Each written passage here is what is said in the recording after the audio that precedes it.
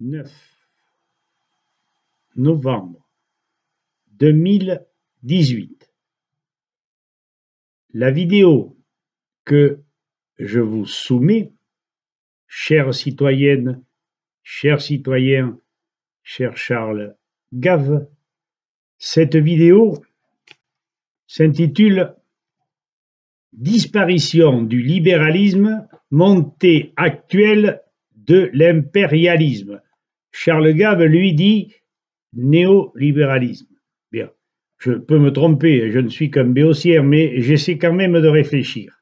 Charles Gave est un entrepreneur. Il a appliqué, je ne lui en fais pas grief, ce que disait Silvio Gesell. Pas de survie sans activité, pas d'activité sans profit, pas de profit sans échange, pas d'échange sans monnaie. En ajoutant à ces règles strictes, rien de tout cela dans un respect rigoureux des lois de la nature. Qu'il le veuille ou non, autant lui, Gave qu'Asselineau, il faudra que nous changions notre fusil d'épaule. Et je vais tâcher de vous le démontrer de par cette nouvelle vidéo et la suivante qui sera intitulée « Réflexion d'un berger économiste ». Succédera à ce berger économiste l'économie pensée par Gaston Puel, expert comptable, tiré de son livre « Pourquoi la pauvreté quand les produits abondent ». Après de longues décennies de paupérisme, entre parenthèses, l'ère de l'abondance succédait à la rareté, aux pénuries. Fin du XIXe siècle, début du XXe, de progressives mesures sociales s'introduisirent. Mais, entre-temps, le principe même du libéralisme, loi de l'offre et de la demande, plus la concurrence, s'effritait sous la poussée du machinisme. L'entrée dans la compétition économique était réservée à ceux qui disposaient des moyens d'acquérir des outillages fort onéreux. Lorsque des concentrations de capitaux parvinrent à dominer le marché, en ruinant les exploitations personnelles, elles se firent néolibérales, moi je dis plus fort que ça, impérialistes, pour ouvrir la demande et chercher de nouveaux débouchés. Les consommateurs furent rançonnés par les monopoles, les pouvoirs publics asservis aux forces financières. Cette finance exécrable put même s'arroger le droit de battre monnaie par l'intermédiaire du crédit, entre parenthèses, alloué aux consommateurs, qui en tint lieu. Ils anéantissent même à l'heure actuelle les petits distributeurs par l'intermédiaire des grandes surfaces, vendant à prix coûtant, compensant cette perte par le règlement tardif de leurs fournisseurs. Monsieur Charles Gave ne pourra pas dire le contraire. C'est l'expert comptable Gaston Puel que j'ai eu comme ami qui me l'a combien de fois ressassé. Partout, les hommes d'argent prélèvent leurs dîmes de la société commerciale, immobilière, de l'épargne, avec des sociétés de placement, surtout les Américains. Celui de l'agriculture avec les trusts d'engrais, produits phytosanitaires et industries agroalimentaires. Ces régents manipulent d'ailleurs l'information ou la formation, et ça va même jusqu'à la médecine. Les professeurs de faculté ne font plus la loi dans ces dernières.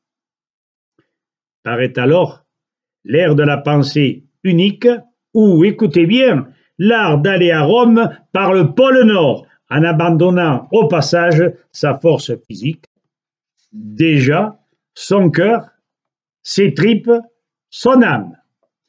Une monarchie technocratique sans noblesse, où l'État, dominé par la concertation des financiers publics et privés, prétend gouverner jusqu'à notre vie personnelle.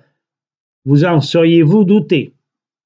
La centralisation économique et politique se rejoignent dans un régime plus ou moins totalitaire. Déshumanisation poussée à l'extrême, que l'information dirigée aide puissamment. Si nous en sommes arrivés là, la faute nous incombe dans une large mesure. Les sociétés s'organisent en fonction de leurs besoins primordiaux, immédiats. Elles ignorent les longs desseins. La féodalité est née de l'insécurité au Moyen Âge. L'abus seigneurial permit l'établissement de la royauté appuyée par le menu peuple. Les victimes du libéralisme firent appel à l'État-providence. Ce dernier, démuni par de multiples gangrènes, cédera la place aux puissants trusts. Exemple, les autoroutes. Très prochainement, transformation de la sécurité sociale, c'est pratiquement fait. Je dis bien la sécurité sociale, où chacun va s'assurer, suivant la méthode américaine. Ah putain, suivre les Américains, c'est pas beau ça? S'assurer s'il le peut. Les États sont mis en situation périlleuse par les sociétés internationales qui n'en finissent pas de jouer et de s'enrichir grâce aux différences entre les prix, les changes et les régimes fiscaux propres à chaque pays. L'État n'a plus les moyens d'équilibrer ses finances, tant la fraude est grande. Le contrôle et la taxation des multinationales difficile. Difficile parce qu'ils le veulent bien, n'est-ce pas? Ils se retournent vers le contribuable, toujours le même couillon qui paie les pots cassés, jouant à l'inquisiteur, le traumatisant pour peu de profit, alors qu'agissent sans impunité les cartels, jouissant de profits considérables. Les robots sont-ils taxés? Sont-ils soumis aux charges sociales? Le plus grave, à notre sens, réside dans le fait que notre pays n'a plus de colonne vertébrale.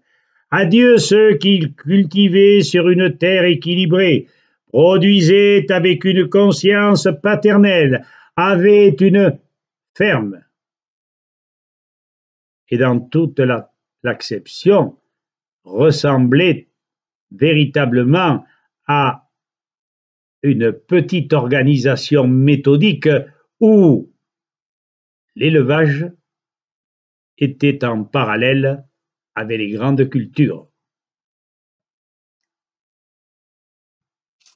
Élevait avec amour de son cheptel, transformé sans additifs chimiques, vendait, faisait le renom de la France et permettait une redistribution des richesses plus équitable. Le jour où la France aura adopté une agriculture biologique, un élevage biologique, une transformation biologique, nous ferons fortune, même si les conditions ne sont pas des meilleures. Mais l'homme a heureusement le péché de la gourmandise. Il y a des gens qui reconnaissent la valeur gustative des aliments, et il y en a un paquet. Ces quelques lignes devraient montrer que le système est à l'agonie, puisqu'il est souvent impossible d'imposer ceux qui jouent commercialement avec les richesses au travers des frontières. Rappelez-vous que celui qui ne peut acheter parce qu'il est au chômage va ruiner inexorablement, rapidement ou dans un temps moyen, va ruiner celui qui veut vendre. La vie aujourd'hui a-t-elle un sens? Je me pose la question.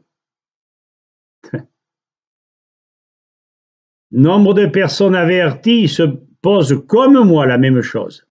Elles redoutent les dérapages ou le dérapage psychologique de la jeunesse, sentant elles-mêmes, bien que préparées à ces épreuves, leur désarroi personnel.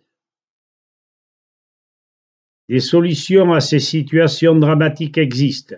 Il nous faut donc évoluer, apporter à nos proches nos arguments sur cette mutation rapide qui va s'effectuer afin que puissent s'adapter physiquement, psychiquement, socialement, politiquement les gens, les citoyens, au troisième millénaire.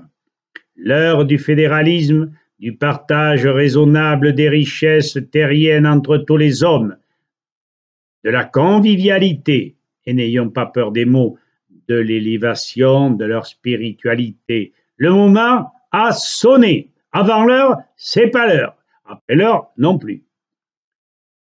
Je le disais donc, succédera à cette vidéo le conte réaliste intitulé Le berger économiste, tiré du livre de Jacques-Henri Dodon, L'âme et l'esprit occitan, aux éditions du Fournel. Je vous remercie de m'avoir écouté. Vous vous êtes peut-être régalé, peut-être ennuyé.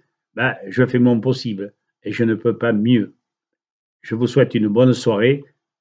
À bientôt au coin du feu.